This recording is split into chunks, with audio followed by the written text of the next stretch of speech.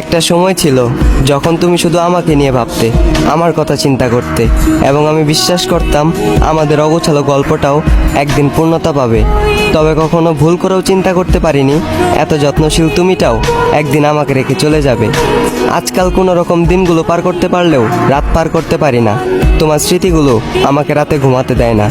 যখনই তোমার কথা মনে পড়ে আমার চোখের কোণে জমে থাকা এক টুকরো মেঘ থেকে অনবরত বৃষ্টি ঝরে। যখনই চোখটা বন্ধ করে ভাবি তুমি আর আমার না, তুমি আজ অন্য কারো ঘরে, তখনই আমার জীবিত আত্মা আমাকে মৃত ঘোষণা করে।